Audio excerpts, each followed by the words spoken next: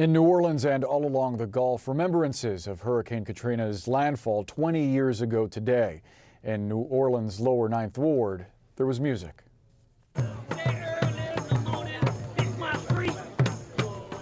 This is a traditional second line, a celebration of life. Music, of course, is written into the rich history of New Orleans. From the silence after Hurricane Katrina came the rebirth of the music, the people, and their city. Here's Randi Kaye with more.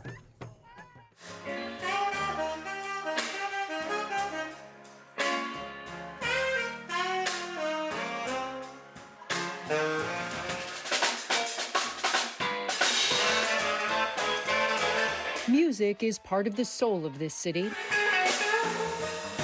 And when Katrina flooded New Orleans, the music stopped. It went silent for a minute. It did. Who had money to go to the club or whatever? Was it even open? Really. There was no place to go. Musician Michael Harris grew up in New Orleans in the city's lower Ninth Ward. He plays bass and acoustic guitar. He was out of the country touring in August 2005 and came home to find his house had been destroyed. I was like about 3 or 4 blocks from where the levee actually broke and that barge came through. And my house wasn't where I left it. Did you find any belongings? I found one piece of paper. Our paper survived, a piece of paper and a license plate from a vehicle that we had. Still today, the memories of Katrina remain.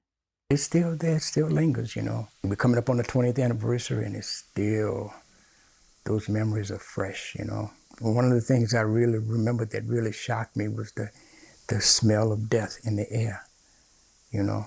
I don't know about the body and the mind or whatever, but it's still there. It's still there. How much did music help you through some of the darkest times after Katrina? That was my therapy. The music was therapeutic because there were so many mixed emotions and everything, and that was my release. It helped me to be even more grateful and appreciate music even more. Music was medicine in a city blessed with such rich history.